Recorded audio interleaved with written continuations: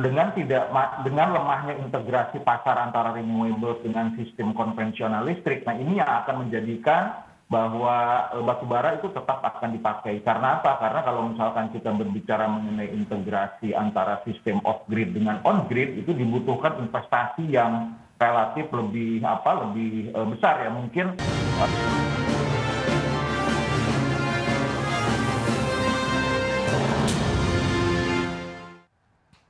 Ya, terima kasih Anda masih bergabung bersama kami dalam Market Review, pemirsa. Dan berikut ini kami akan sampaikan data untuk Anda terkait dengan nilai ekspor dari batu bara. Data dari BPS untuk bulan Januari sampai dengan Juli 2025. Ya, selengkapnya bisa Anda saksikan di layar televisi Anda. Kita akan lihat seperti apa pergerakannya. Ini dia, minus 21,74% kalau kita sandingkan periode Januari-Juli antara tahun ini dan juga tahun lalu. Dari tahun 2024 di 17,66 miliar dolar Amerika Serikat, sementara di Januari-Juli tahun ini 13,82 miliar dolar Amerika Serikat. Itu dia dari sisi nilai ekspor. Nah, bagaimana dengan volume ekspor batu baranya sendiri? Ini dia seperti yang juga Anda lihat. Untuk volume ekspor batu bara kita di tahun 2024 230,76 juta ton. Sementara kita bandingkan dengan tahun ini 214,71 juta ton. Berarti memang ada sedikit pelemahan hampir 7% penurunan untuk volume ekspor batu bara Indonesia. Dan selanjutnya kita akan lihat dari sisi realisasi produksi. Bagaimana dengan batu bara Januari Agustus 2025.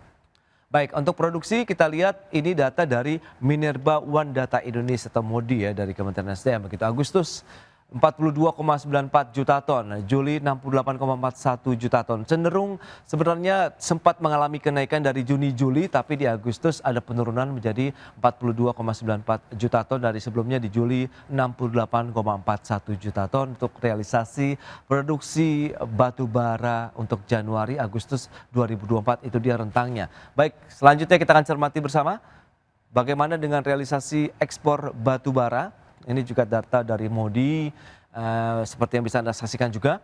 Januari 26,7 juta ton, kemudian cenderung naik sampai dengan berkisar di bulan Juli di 30-an juta ton, kemudian di Agustus turun sedikit menjadi 29,23 juta ton untuk realisasi ekspor batu bara, data dari MODI. Baik, kita akan lanjutkan kembali perbincangan bersama dengan Bapak Yayan Satyakti, pengamat ekonomi energi dari Universitas Padjadjaran. Baik, Pak Yayan, dengan beberapa data tadi yang sudah disampaikan, nah bagaimana Anda melihat antara demand saat ini ya, pasar global begitu, dan kita tahu komoditas batu bara menjadi salah satu andalan juga kan ekspor Indonesia begitu. Nah, Anda melihat bagaimana demand yang terbentuk saat ini, kalau kita lihat juga dengan pergerakan harga batu bara internasional yang juga cenderung turun dalam beberapa tahun terakhir, ini apakah menjadi tantangan tersendiri untuk industri pertambangan batu bara kita begitu Pak Yayan? Oke, kalau misalkan kita lihat berdasarkan global market performance ya, khususnya untuk coal market, nah kita lihat ada beberapa negara misalkan seperti Tiongkok misalkan.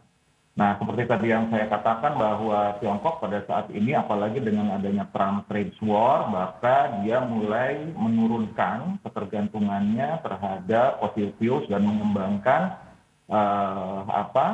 renewable energy. Nah, tetapi jika kita lihat bahwa karena sistem pasar khususnya ketenaga listrikan yang menjadi tulang punggung khususnya proses manufacturing di Tiongkok, nah dengan lemahnya integrasi pasar antara renewables dengan sistem konvensional listrik, nah ini yang akan menjadikan bahwa batu bara itu tetap akan dipakai. Karena apa? Karena kalau misalkan kita berbicara mengenai integrasi antara sistem off grid dengan on grid, itu dibutuhkan investasi yang relatif lebih besar ya. Mungkin kemungkinan bahwa Tiongkok itu akan katakan bisa mengurangi ataupun meningkatkan komposisi renewables-nya itu ya kisaran sekitar 5 sampai dengan 10 tahun lagi, berarti ada kemungkinan impor batu bara itu akan berkurang dalam jangka waktu 5 ataupun 10 tahun khususnya bagi trading partner seperti Indonesia. Nah, yang kita lihat bahwa yang katakan growing demand itu diantaranya adalah India ya, tetapi India saat ini proses sertifikasi dan kemudian juga ketika dia melakukan impor batu bara itu relatif lebih ketat ya dibandingkan dengan yang lain, walaupun kita lihat bahwa konsumsi batu bara di India itu relatif terus meningkat. Karena apa? Karena pertumbuhan khususnya ekonomi dan proses industrialisasi. Nah, sedangkan di beberapa negara lain, misalkan seperti Amerika Serikat dan ini Eropa, itu sudah mulai terjadi phasing out.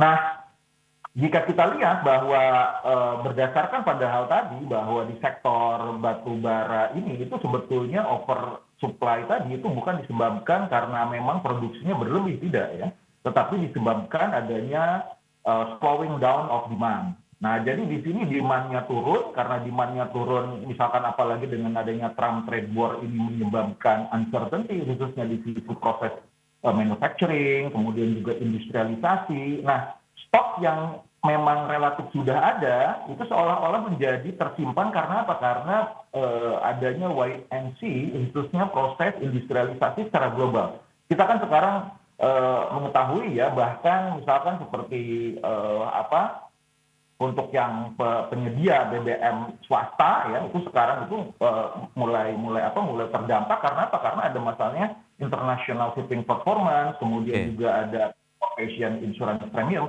Nah, ini berdampak terhadap harga batu bara dari beberapa lembaga yang memprediksi terhadap harga batu bara. Nah, kalau misalkan kita lihat pada tahun 2025 ini ya sekitar 100 US dollar per metric ton, dan kemudian tahun 2026 itu akan terjadi penurunan di kisaran sekitar 95 dolar per metric ton. Jika kita bandingkan dengan 2024 itu yang sekitar 137, bahkan 2023 itu 172 dolar metrik per ton. Jadi di sini kemungkinan bahwa terjadi slowing down of global demand, sehingga menyebabkan oversupply dan harga menjadi turun. Baik, bagaimana dengan serapan batu bara domestik sendiri begitu, Pak Yayan? Menurut Anda apakah memang ini akhirnya oke lah dengan kondisi market global saat ini ada penurunan harga batu bara dunia, kemudian demand yang juga sedang mengalami tekanan begitu, Anda melihat apakah bisa terserap untuk pasar domestik? Kalau misalkan kita lihat cadangan khususnya deflasi dari batu bara kita di kisaran sekitar 20-30 ya, ini tergantung dari kebijakan pemerintah apakah ingin sedikit untuk mempertahankan cadangan batu bara di masa yang akan datang. Kemungkinan bahwa pertama yaitu melalui DMO, dan pasti biasanya bahwa pengusaha itu akan memberikan khususnya agar kuota DMO itu pasti akan lebih tinggi. Dan kemudian jika kita lihat bahwa posisi dari downstream industri yang kita miliki misalkan untuk beberapa smelter dan lain-lain, dan ini juga membutuhkan katakan energi yang banyak, berarti kemungkinan bahwa Indonesia akan mengembangkan batu bara khususnya untuk memberikan supply energi bagi proses downstreaming misalkan seperti smelter ya.